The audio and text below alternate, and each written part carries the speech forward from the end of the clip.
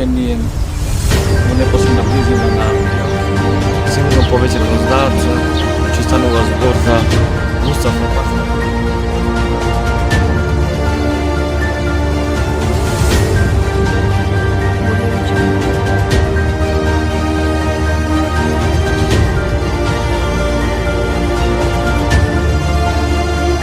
На овој прекрасен верски објект, фасадата и тамбурот иде целосно уништено. Големичето исто така предизвикали земјотрес во подигнава небо.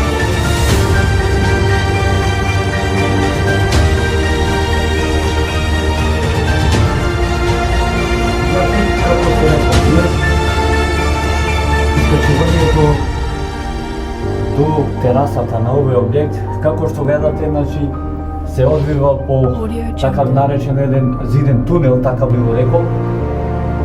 Станува збор за, како што може да видите од самиот начин, ова вече се прави правилно за туризма, немаме она специфична калифрација која се одвојува на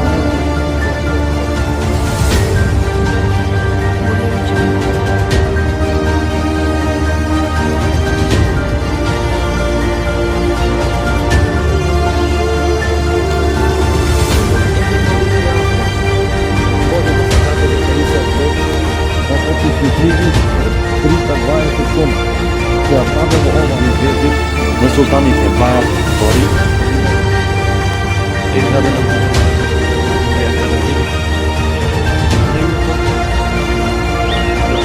терепето се потресен со орнамент.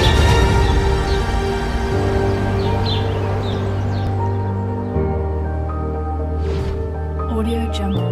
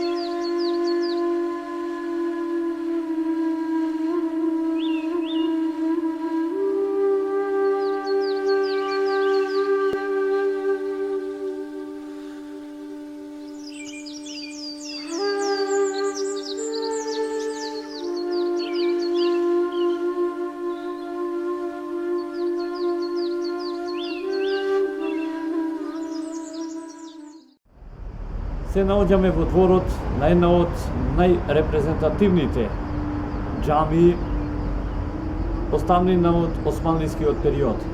Станува збор за Јахја Пашината џамија, џамија која што по некои детали се разликува од останатите џамии кои што имавме можност да ги посетиме и кои што ќе ви ги презентирам. Ова џамија му припаѓа на типот на повеќе функционални зависки џамии, како и страничните простории биле наменети за добронамерници. Според оригиналниот надпис над влезот на џамијата, таа е изградена во 1503 или 4 година. Се карактеризира со голема купола со диаметар од 18 метри, што се сметало за доста голема купола, земајќи во предвид дека куполите на џамиите изградени од султани во Едрене и Истанбул биле помали. Во свое време ова џамија се сметала за најголема џамија во Европа со исклучок на Истанбул и Едрене. Минарето на џамијата од 55,5 метри исто така се сметало за највисоко минаре во Европа со исклучок на Едрене. Џамијата била изградена од бел камен. Најверојатно е Јахја Паша сам ја финансирал изградбата на ова џамија. Тој бил успешен воен офицер и земал високи државни функции во време на владењето на султанот Бајазид Тори, од 1481 до 1512 година.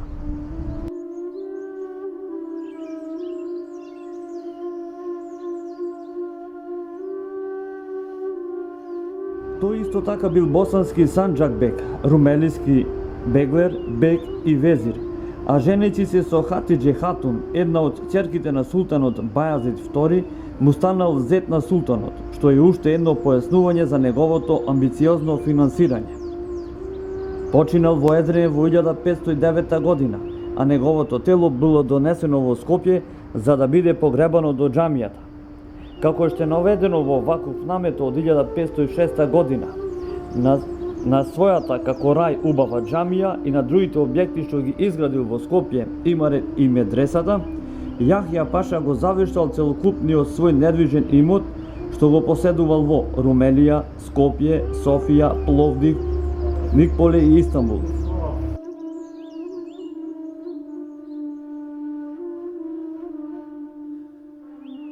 За време на инвазијата на Хацбурговците во 1689 година, дел од објектот бил урнат, а куполата му била наменета за покрив во форма на пирамида.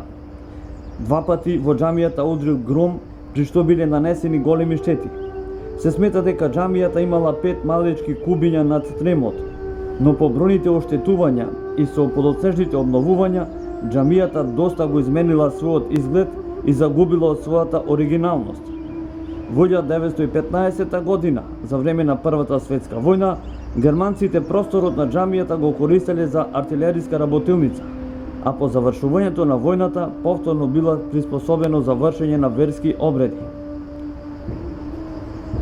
Џамијата представува интересен монумент поради својата декорација.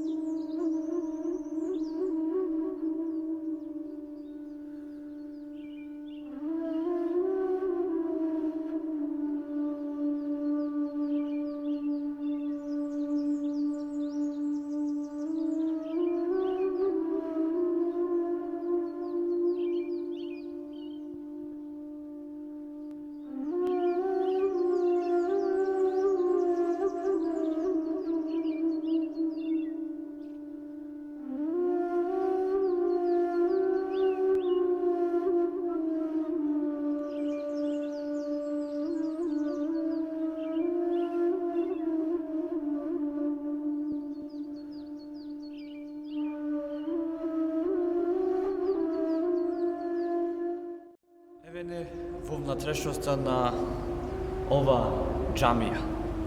Она што посебно би го издвоил, за разлика од останатите други џамии кои што имавме можност да ги посетиме, е тоа што на вистина, барем колку што јас можев да забележам, многу е сочуван внатрешниот дел и изглед на ова џамија, иако претходно претрпела голем број на пожари, била урната, па реконструкција и така натаму.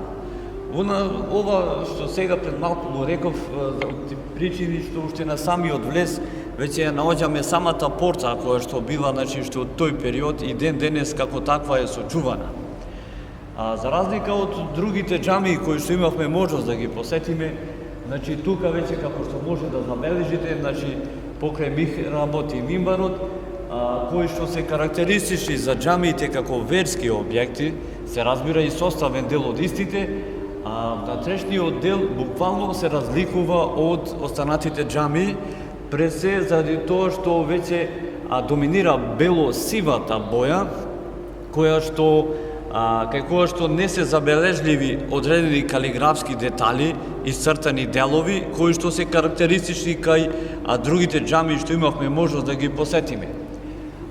Кровот, буквално како една четвртаста купола, се состои од дрвени елементи, значи врзани една во друга, и тие на некој начин сочинуваат една форма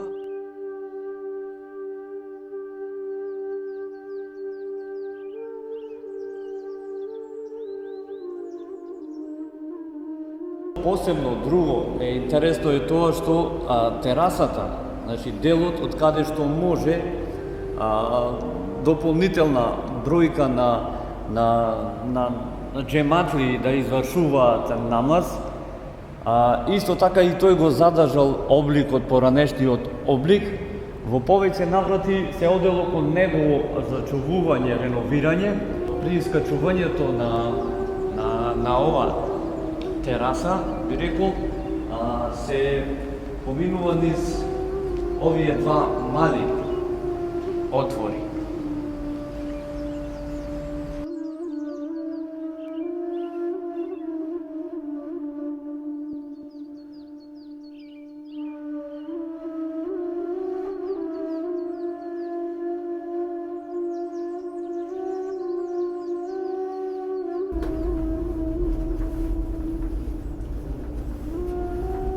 Значи, како што рековме, искачувањето до терасата на овој објект, како што гледате, значи, се одвива по така наречен еден зиден тунел, така би го рекол.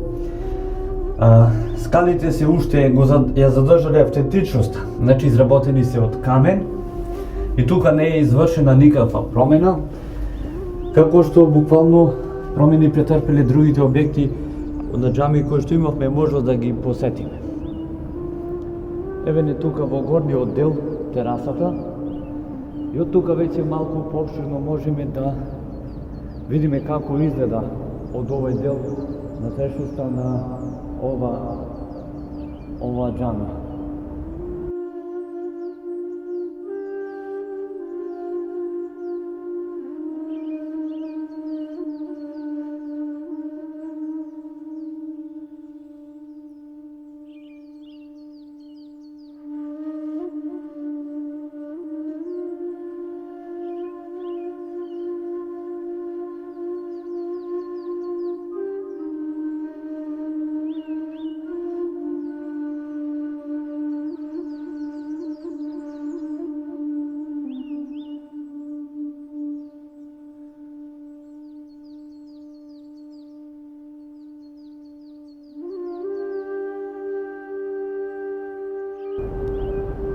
Оно што посебен впечаток мене барем во овие моменти ми даде е тоа што, за разлика од останатите џами кои што имавме можност да ги посетиме, овде веќе некако се наоѓаме во еден не малку туку повеќе слободен простор. Значи, ги нема оние, така би рекол, нафрлани змужвани елементи. Значи, имаме на четвороаголна форма и веќе висока купола, која што, значи, од сите страни забележливо ви дава посебен впечаток дека се наоѓате во еден простор каде што имате некоја си поголема слобода на движење.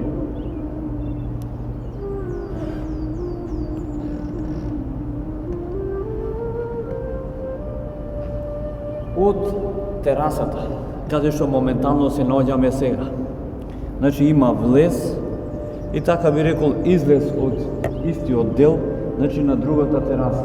Иако двете тераси се тука поврзани и лесно комуникативни.